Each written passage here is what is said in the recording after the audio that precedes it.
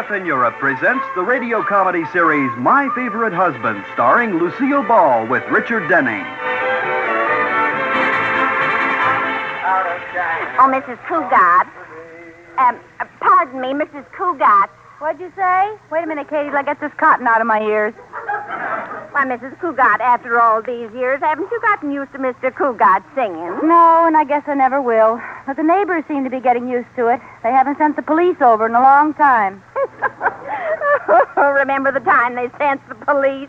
They thought he was scalding to death. Yes, and remember the time he was scalding to death and we wondered why we couldn't recognize the tune? Well, I guess he's been in there long enough. Turn the cold water on in the kitchen. All right. You know, since you've discovered that turning on the cold water in the kitchen made the water in the shower turn hot, everything works like clockwork. It does? Absolutely. I just put the eggs on the stove, turn on the cold water, and it gets down here just in time for 2 4-minute eggs. If he ever finds out, he'll murder us. Oh, and speaking of murder, tonight's the night for the Matrons League play. If he discovers I'm playing the lead, you'll be housekeeper for the widower Cougat. Don't worry, Mrs. Cougat. I have your costume hidden in my closet, and if he happens to see it, I'll say it's mine. Do you think he might wonder why you would dress up in a medieval costume as Lady Alice? Oh, I can explain that, all right. But I hope he doesn't ask me why I need that bustle. Oh, don't be silly, Katie. You have a very nice figure. We all have a little flesh here and there. Yes, but on me, here runs right into there without stopping. That's nonsense. I'll get it. Hello? Hello, Mrs. Cougat. Yes? This is Mrs. Worthinggill, the director of the Young Matrons League play. Oh. I never could have guessed who it was. I trust that you have been practicing your enunciation and your articulation. Oh, definitely. I have been practicing diligently and regularly. Good. I am happy to hear that you are speaking with a more natural quality. Thank you. The purpose of my call is to tell you about your costume city. Mm-hmm. Adrian will be at your house at 10 o'clock sharp this morning. Adrian? Yes, Adrian La Jolla. Oh. Our customer. Oh, well, 10 o'clock should be fine. My husband will have left for the bank long before that. Splendid. I'll see you tonight. Goodbye. Goodbye. I mean, goodbye. Good morning, honey. Oh, good morning, George. Why, George Cougar, look at your clothes. You have on a T-shirt and slacks. Are you going to the bank that way? Oh, didn't I tell you, dear? Mr. Atterbury closed the bank today in memory of one of our depositors. Oh, did he die? Yes, poor fellow.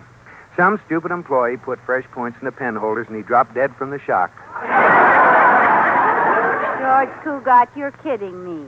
The bank is closed and I'm going to stay home all day with you. Oh, no. What do you mean, oh, no? I mean, it sounds too good to be true. Oh, but I wouldn't think of depriving you of your holiday, George. You run along and enjoy yourself. Maybe I better stay home and help you. I don't want you to. Are you sick, Liz? Sick? Yes. Yes, that's it.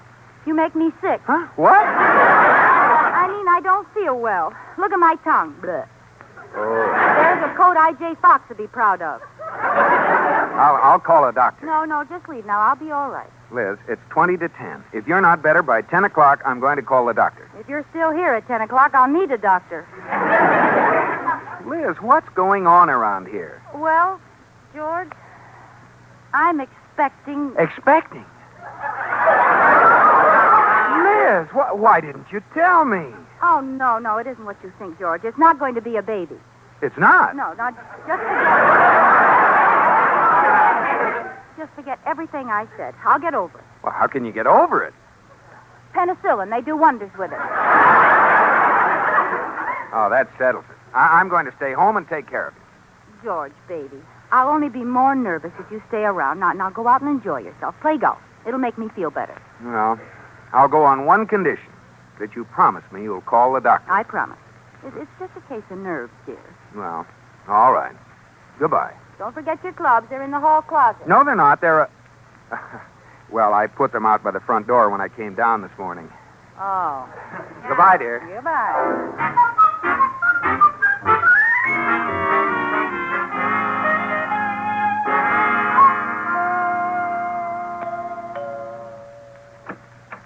Yes.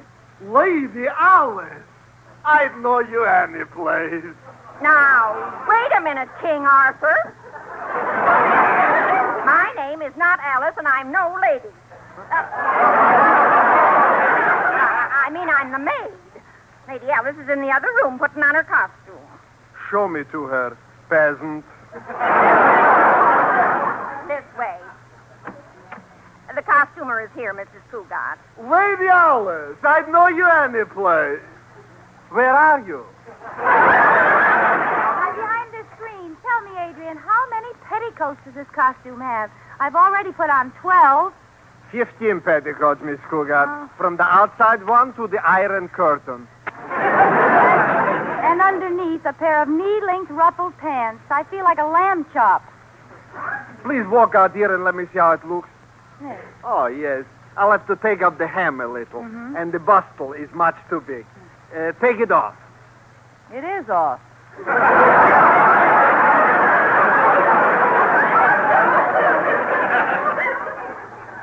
Oh, well, put it on. And we'll take a look how the whole costume fits, huh? Not too bad. Oh, dear. Oh. What's the matter, Miss Cougar? My husband, he's just pulling into the driveway. Quick, give me my bathrobe. I'll cover up this costume and try to get rid of him. Now, you wait. Hello, Liz. How are you? George, I thought you were playing golf. Oh, how can I play golf when you're sick? Oh, I'm feeling fine now. Liz, look at you. You're sicker than you think. What do you mean? You're all swollen from the waist down. No. Yes. Turn around. Oh, you're in awful shape. Oh, Dad, I forgot to take it off. What? Oh, and whose taxi was that waiting out in front? Is the doctor here? Well, I guess so. Oh, what are you trying to keep from me? Tell me, dear. I can take it. Nothing. Then I'll get it from the doctor. He'll tell me. George, don't go in there. Mr. Cougar. Yes, tell me. What's wrong with my wife? Oh, nothing. It's not as bad as it looks. Oh, that's good. All I have to do is to take a few inches off her hips and tighten the droop in her back.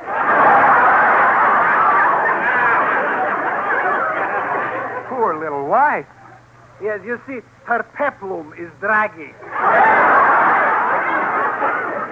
No. Oh, now, don't worry, George. He knows what he's doing. Well, where are you going to take her? Oh, no place. Not even to your office? Oh, no, it's too busy. So many people cutting and stitching all over there. We're going to do it right here. Tell me, Mr. Cougat, have you got any old razor blades? No, you can't. Now, it's all right, George. He'll just pin it up here. Pin it up. Yes, then later he'll put it on the machine. It makes a much stronger stitch. It does? Oh, I should say so. Sew it up by hand, and the minute she sits down, the whole thing will split wide open.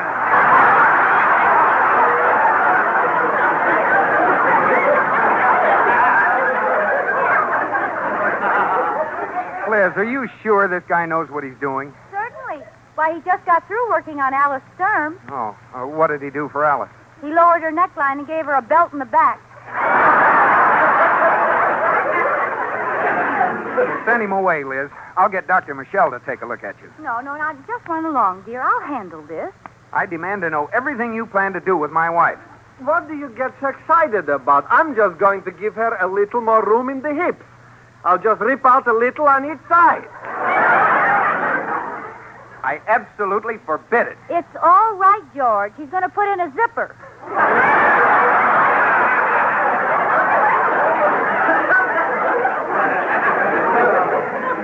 I forbid you to lay a hand on my wife. Now, you stay here, dear. I'll go get Dr. Michelle and bring him right over. And get this quack out of here. George, come back. Oh, where'd I leave the car? Pardon me, but did you just come out of that house? Yes, I did. Is the dressmaker finished yet? There's no dressmaker in there. But I brought him here in my cab. Mr. La Jolla, the costumer. Oh, costume. I thought he was a doctor. Oh, no. He's fitting all the costumes for the Young Matrons League play tonight. Oh, now I get it. She's going to be in the play. So she thinks she's going to put something over on me. Ha! My wife thought she was putting something over on me, too.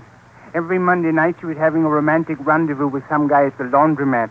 But I fixed him good and plenty. What did you do? I bought her a Bendix. Hey, that was pretty smart. Yes. Now I don't know where she goes on Monday night.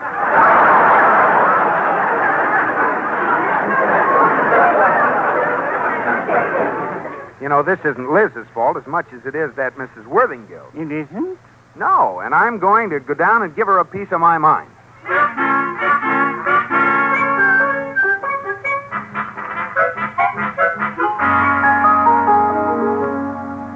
Mrs. Cougat, guess who's in the living room? George with the doctor? No. George with a revolver? No. I'll give you a hint. He's got blonde hair, he wears a bow tie, and when I walk by him, he chubbied my cheek. Corey Cartwright. And is he slipping? I'll go in and see him. Hi, Corey. Hello, Liz, dear. Corey, I'm glad you're here. I have a problem of my own. George found out about the play? No, but I had to pretend I was sick to get him out of the house while I was getting my costume fitted, and now he's going to get Dr. Michelle. Well, a good checkup won't hurt you. Corey, will you find George and head him off? Tell him I'm feeling all right again. All right. Tell me about your costume, Liz. Is it real scanty with very little there and practically nothing here? My costume has 15 petticoats and knee-length pantaloons. Oh.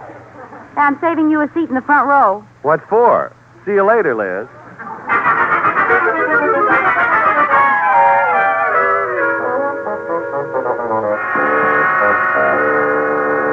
Beatrice! Yes, Miss Worthingale? Oh, the most dreadful thing has happened. Rodney Rogers just called and says he can't be in the play. Laryngitis. But that wasn't a very large part. He only had one scene in the first act. Oh, yes, but it was so important. Oh, where can we find another man? Oh, there you are. I want to tell you a thing or two. My wife is not going to be in this play tonight, and I told you that. Stop. Don't stand there in the door. Come in, Mr. Barrymore. Barrymore? My name isn't Barrymore. Oh, of course. How silly of me. I was carried away. That profile, that noble carriage, that resonant voice. Really? Don't move. Let me drink this in. That wavy blonde hair, those white teeth, those flaring nostrils. Oh, you're gorgeous.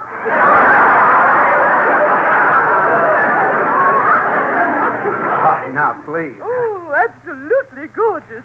What did you say your name was? Cougat. George Cougat. Of course. Gorgeous George. Oh, Mr. Cougat, you saved my life. One of my actors has laryngitis. I was utterly devastated, and then you walked in the door. You will play the part. Oh, this is ridiculous. I haven't been in a play since I was in college. Oh, you won't have many lines. Just one scene in which you, as Sir Edward, make passionate love to beautiful Lady Alice. Oh, really? That sounds like fun. Yes, you kiss Lady Alice and hold her in your arms. You know, this may be a great idea. I'd like to see my wife's face when I play those love scenes. You will. She's Lady Alice. Oh, this is wonderful. I'll take the part, Miss Worthingale, on one condition, that my wife mustn't know anything about it until she meets me on the stage. Agreed. Now you must rush to see Mr. La Jolla and get fitted for your costume.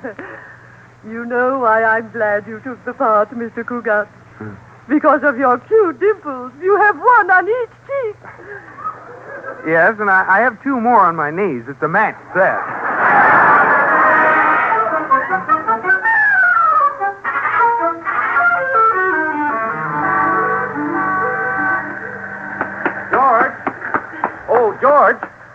have you been, George? I looked everywhere for you. I wanted to tell you Liz is feeling better. Skip it. I found out about the play. You did? Yes, and I'm going to get even with her. Listen, she doesn't know it, but I'm going to play a part in the play. You? Yeah. Who are you trying to get even with, Liz or the audience? Very funny.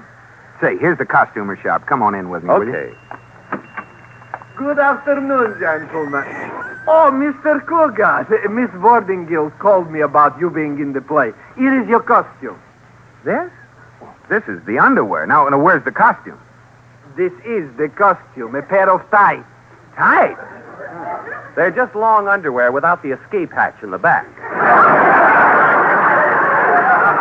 That's pretty corny even from you. I can't wear these. George is allergic to tights. He was doing a quick change on the stage in college once, and when he called for his tights, they thought he said light. Oh, it was shameful. Or are you worried about your figure, George? There's nothing wrong with my figure. Here, please, try them on. They may be the slightest bit small. Small? Oh, don't be silly. Well, I'll just slip into them. There, they fit perfectly. Yes, but wait till you get them up past your knees. Oh, these are pretty snug. Well, I have a 32 waist. What size are these? 40, medium stout. I don't believe it. Please, the costumer is always right.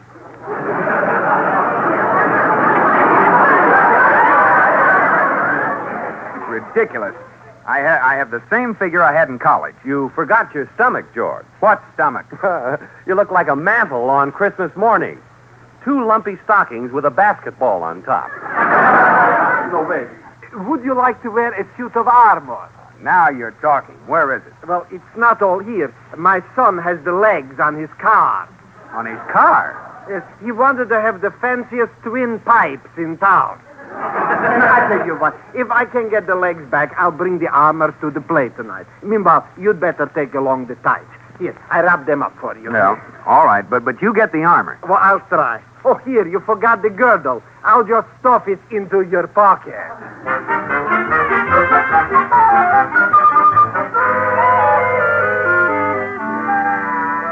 Oh, that was a delicious dinner.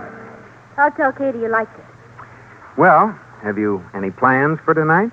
Plans? Mm-hmm. No, I don't have any plans. Oh, I thought maybe you'd like to go to that play the Young Matrons League is giving. Whatever made you think that? Oh, I just thought you might. Well, how about a movie tonight? The paper's in my coat pocket. I'll get it. No, dear, let me get it. You just sit still. She's gone. I'd better duck out for the theater while I have a chance. Here's your coat, George. Where's the... George? George! Did you call Mrs. Cougat? I was looking for George. Where'd he go? Well, I heard someone go out the front door. That's funny. Well, now's my chance to get to the theater. Here, Katie, put this coat back, will you? Wait a minute. What's this he's got stuffed in his pocket? Well, What's the matter, Mrs. Cougat? George seems to be buying a new paper, the Evening Girdle. My goodness, look at the size of that thing. Yes. Apparently, the Evening Girdle has a very large Sunday supplement. What am I laughing at? My goodness, look at the size of that thing. What's it doing in his pocket? My goodness, look at the size of that thing. Oh, stop saying that. No wonder he ducked out of the door. He knew I'd find this.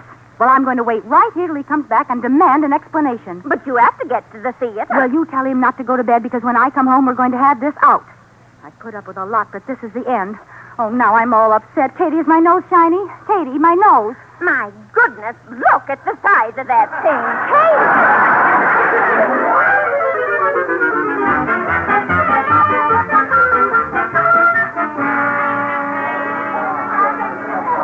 Curtain going up in 5 minutes. 5 minutes. Curtain going up in 5 minutes. Mr. Lohi, I'm certainly glad you got here in time with this armor.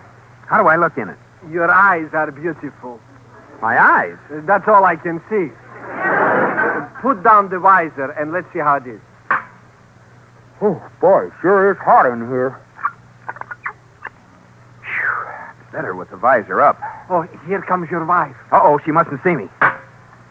Oh, Rodney, you're wearing armor instead of tights. How nice. Yes, I thought it looked sportier. You better open your visor on the stage. I can't hear a word you're saying. A current affairs and a parallel coming over the Coldetrol. Oh, well, that's much better. We better tell them the play's in English.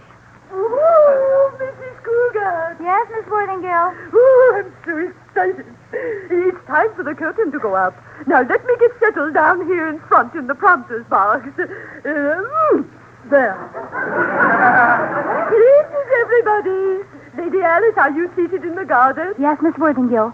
Sir Edward, are you waiting in the wings for your entrance? Yes, Miss Worthingale. Good. Ring up the curtain. All right. First line. Hark, do I hear a footfall? Hark, do I hear a footfall? Methinks I hear the cat-like tread of my lover, Sir Edward.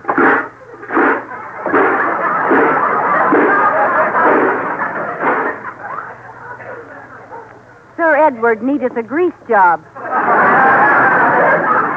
Cougar.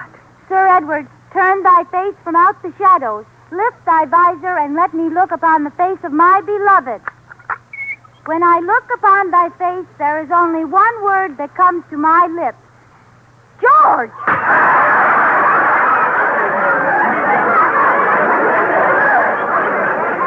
Sir Edward, lift thy visor. Hi, Lady Alice. George Cougar, what was that girdle doing in your pocket? What girdle? You know very well what girdle. Please, the play. You are Lady Alice. Oh. Prithee, tell me, what news bringeth thou from the king, you wormut? His Majesty looketh with favor on our betrothal. I don't know what the hecketh you are talking about. Not mucheth. Please. This is your responsibility. Please. Read the lines of the play. Hark, I hear approaching men. George Cougat, I will not go on with this play until you answer me. Hark. Liz, are you out of your mind? Hark. All right, now that's enough stalling. Let's have the truth. Hark. Will someone throw that dame a fish?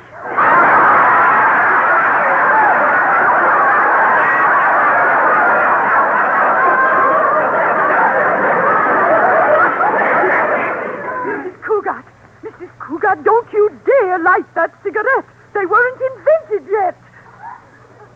I don't understand this, Liz, but if you insist on making a public fight out of it, the least you can do is give me a cigarette. All right, here. Well, give it to me. I did. I stuck it in your visor. You did not. I did, too. I can see the smoke curling out of the top of your helmet. You can't. Help! I'm on fire! Oh, my flame!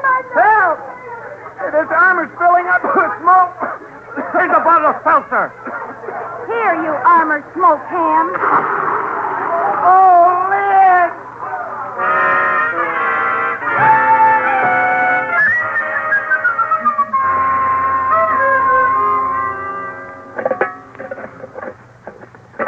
How you coming, Liz?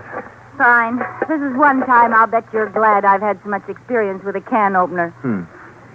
Fine armored, rusted into a one-piece suit.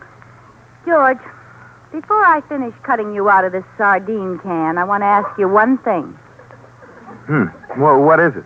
Are you sure you got that girdle from Mr. La Jolla? What happens if I say no? You'll be going away for the winter. Where? The Smithsonian Institute. Liz, you're mean. Say, suppose I couldn't get you out of this armor. Oh, that would be awful. Yes, I'd have to kiss you through a straw. My Favorite Husband, starring Lucille Ball with Richard Denning, was produced for broadcast in the Frankfurt studios of the American Forces Network Europe by Air Force Sergeant Dave Schofield. Specialist Brad Scott speaking. Join us next time for My Favorite Husband.